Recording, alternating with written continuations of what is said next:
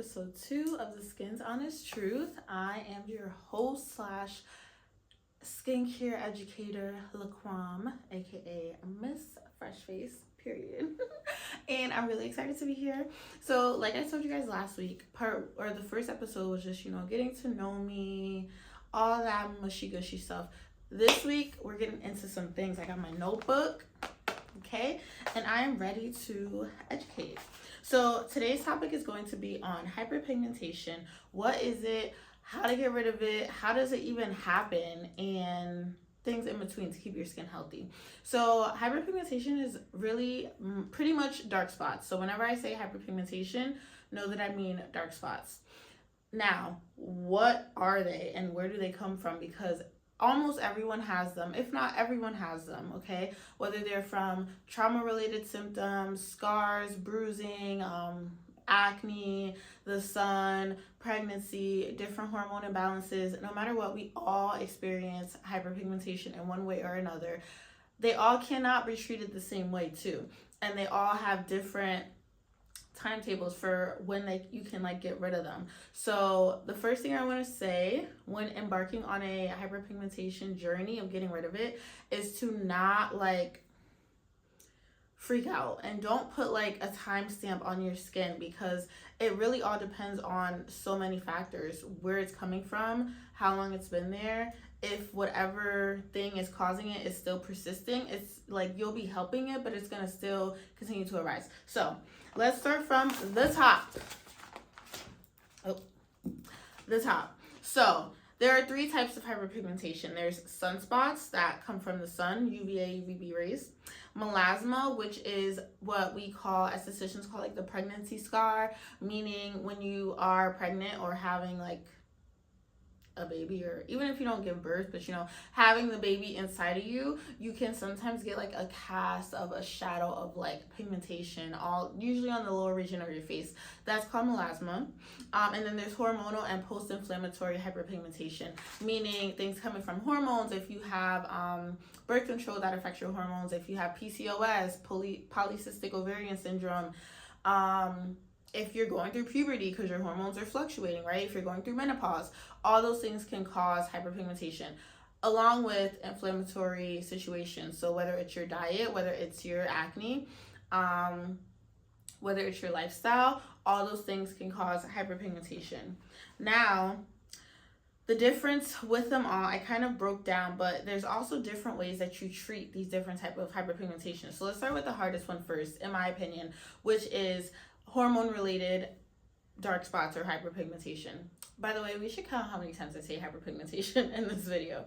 But I feel that's the hardest one to treat, because there's so many factors beyond what you're putting on topically, beyond your diet even. If your hormones are affected, I don't want to say there's nothing you can do, but it's just really hard to get it under control, especially if it's children related, right? Because some clients, or some people I should say, develop the melasma, the pregnancy mask, when they have their first child. Let's say it's 10 in 2000, year 2000, right? They have their first child, they get that, they don't have another child for another 10 years.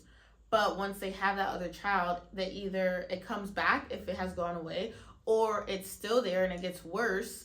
And it's just really hard. So I would like to advise you, again, be patient with yourself and just look at other options. Maybe it's not just a regular routine. I mean, we all need a daily routine. Don't get me wrong. We all need a daily routine, but maybe it's more than that you need. Maybe you need a chemical peel. Maybe you need, microdermabrasion. Maybe you need microneedling. Maybe you need nanoneedling. There's so many services that you can receive, professional treatments that you can receive that can help with it. But again, just knowing that it may come back or persist if that hormone change does not ever change. So let's get to PCOS, because that's a really, unfortunately, popular thing right now.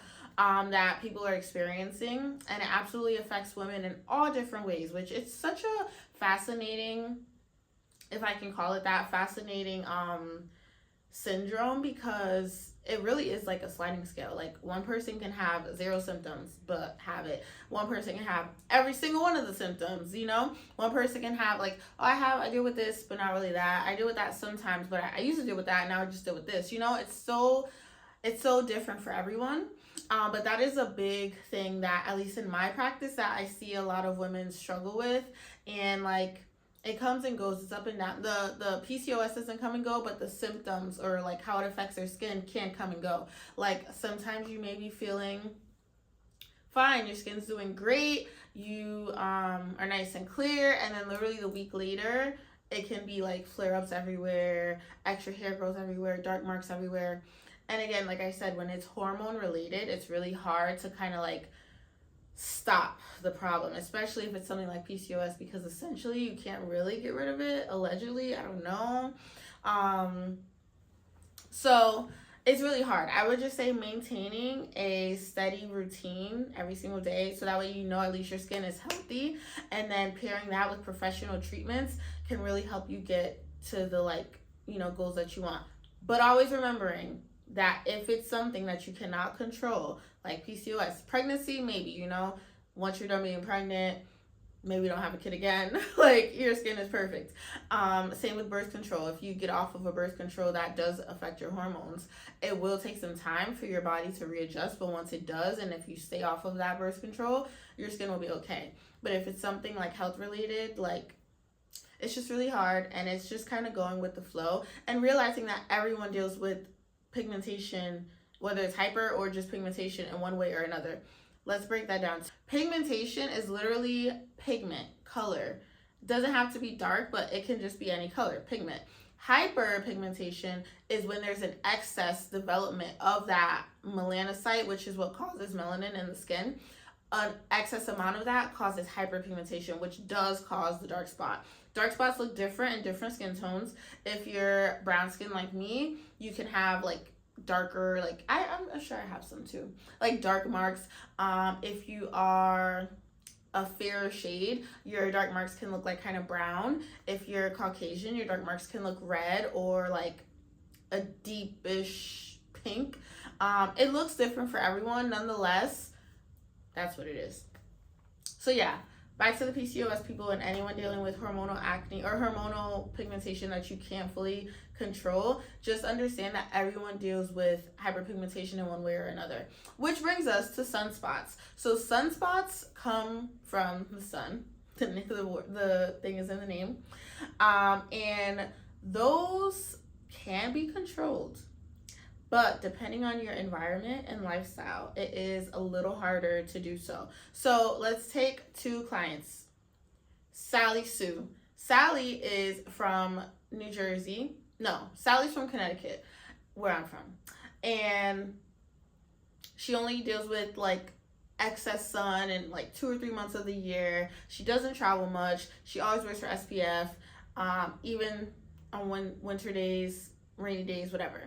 Sue over here is from Miami, and she is always outside. She's always on the beach. It's sunny there most of the year. She still wears her SPF, but not all the time, you know?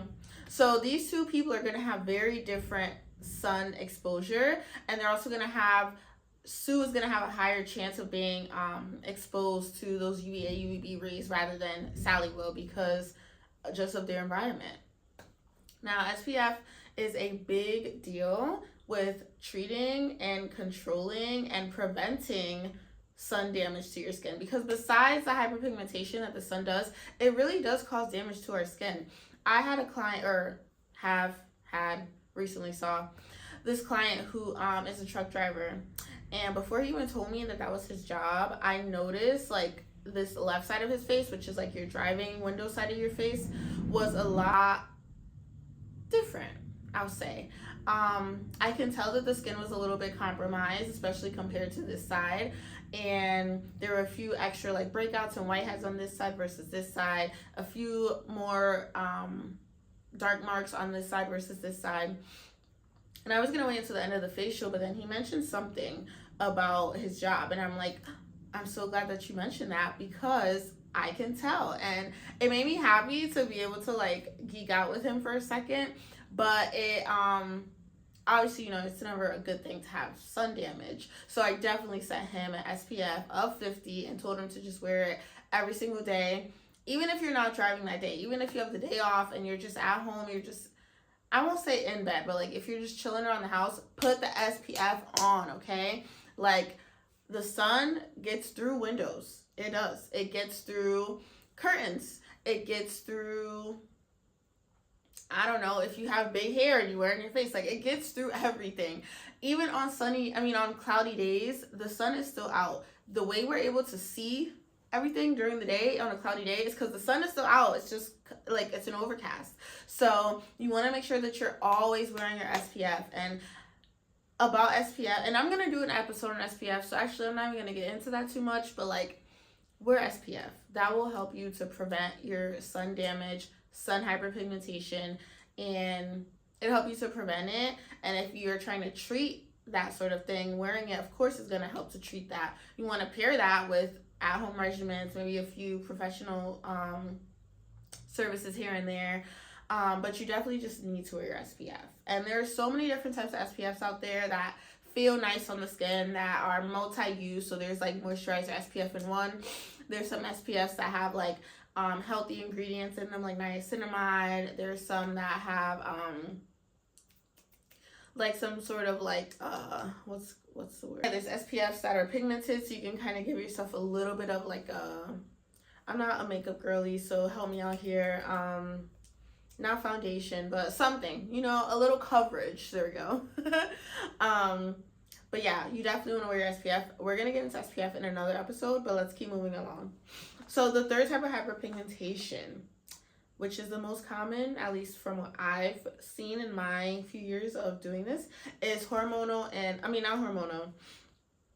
post-inflammatory pigmentation, which is, post-inflammatory means after you have an inflamed area. So this doesn't always mean acne. Most of the time it does, for, you know, most of the time.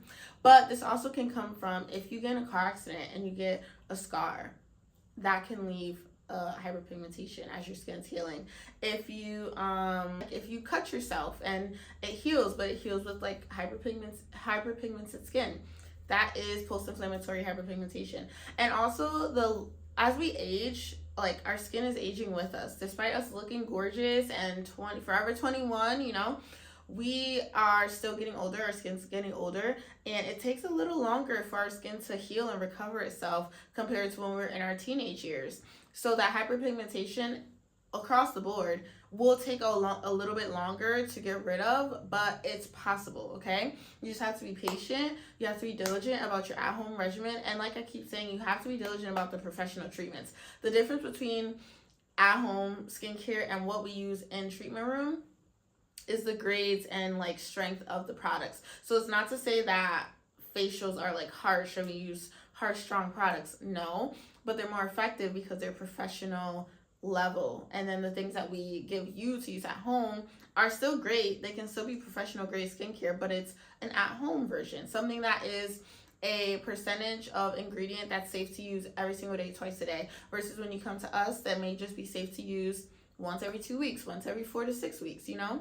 So different things all play a part, but just making sure that you stay on top of it is the biggest thing. And making sure you wear your SPF again is the biggest thing, because the last thing that you want is to pay all this money for products, pay all this money for treatments, and you're not wearing SPF.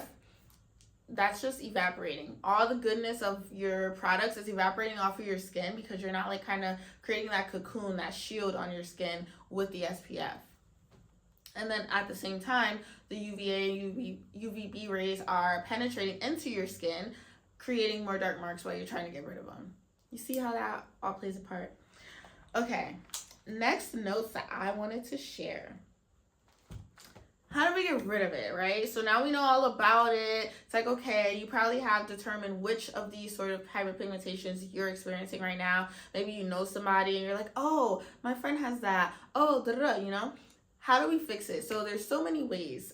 Besides products and treatments, I would say be proactive, right? Not reactive. Reactive is reacting to something after it's already happened. So But being proactive is like, okay, you know what? This is what I need to do to make sure that my skin is always protected. So if you're on the beach wearing a big sun hat, it's very aesthetically pleasing, but also it helps to protect your skin.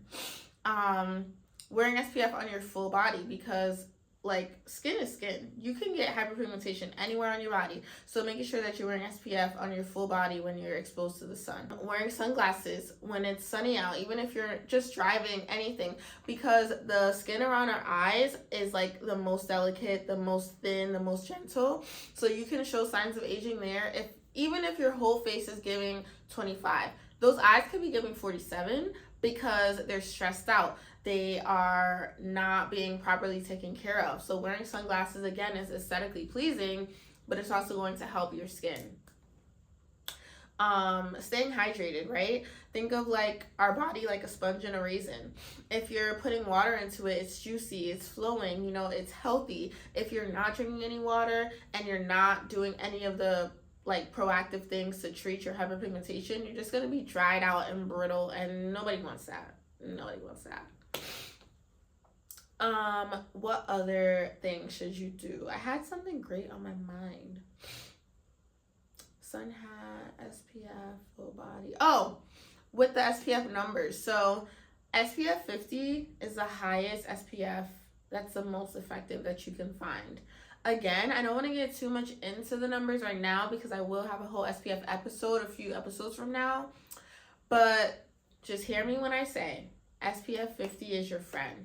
SPF 30 is cool. SPF 15, I don't know, maybe for the eyes. But SPF 50, amazing.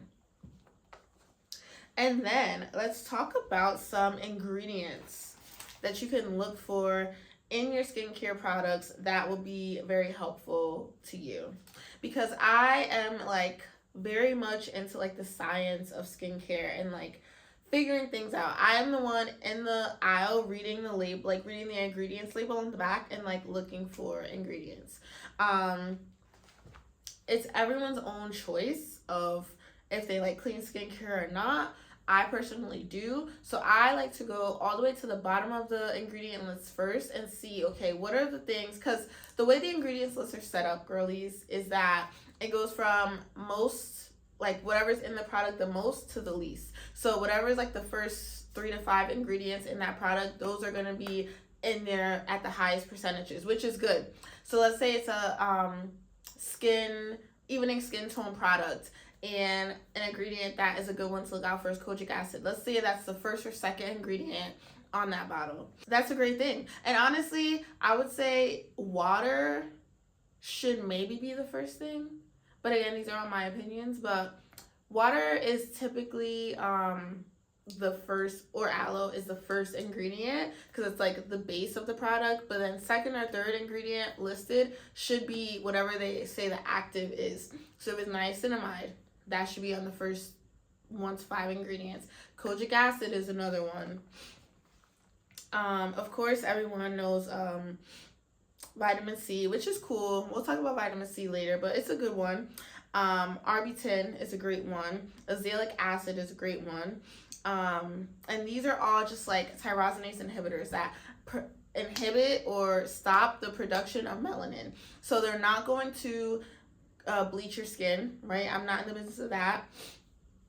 They're not even going to necessarily lighten your skin. They're going to even your skin tone and stop the other melanin, for the excess melanin from producing, so you can get an even skin tone.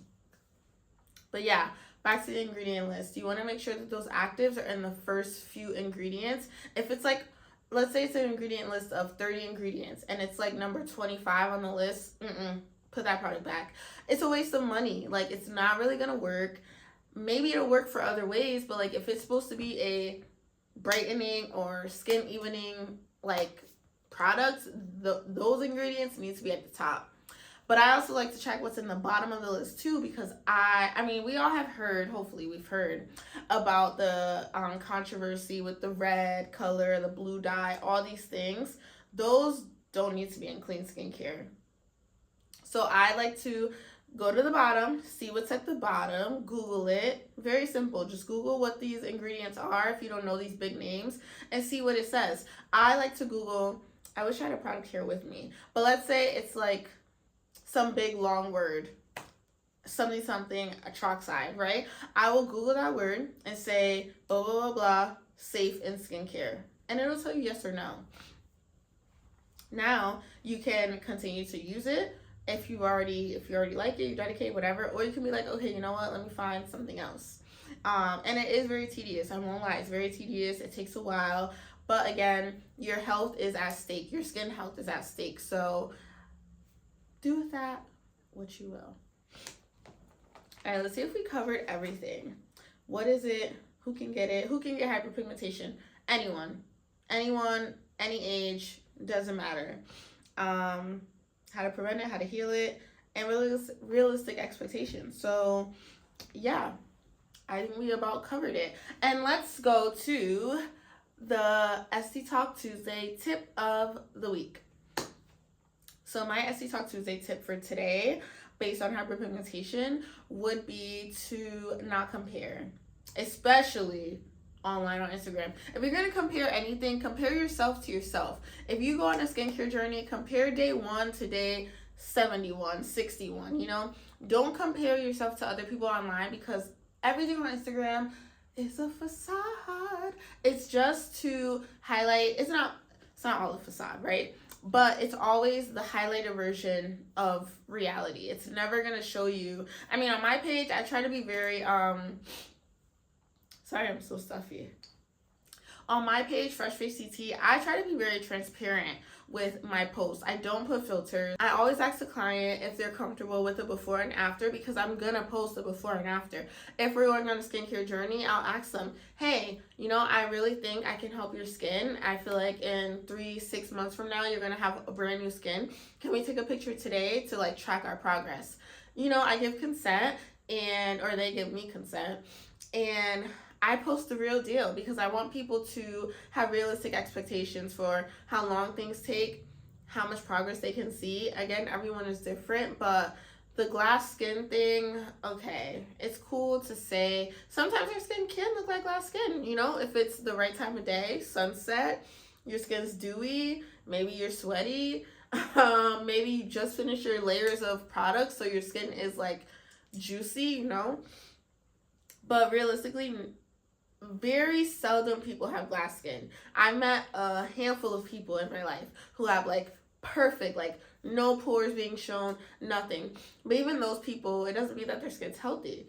It just means that that's their skin type, you know, that's how their skin is in that moment. Because again, lifestyle, things are always changing, things are happening. That perfect skin person can have a kid one day and get the pregnancy mask, and it may be hard for them to get rid of it. I don't wish that on anyone, but you know, like no one's perfect. So that's my tip of the day. Don't compare yourself to others. Compare yourself to yourself, and only when you're actually doing the work. If you're not going to do the work, don't even bother looking back at old pictures, because you're going to just be frustrated. But if you know, like, you're on top of your stuff, you're doing your at home, you're doing your professional treatments, you're wearing your SPF, you're doing the preventative things, proactive things to keep the hyperpigmentation away, then compare yourself. And until next week, you guys, stay hydrated.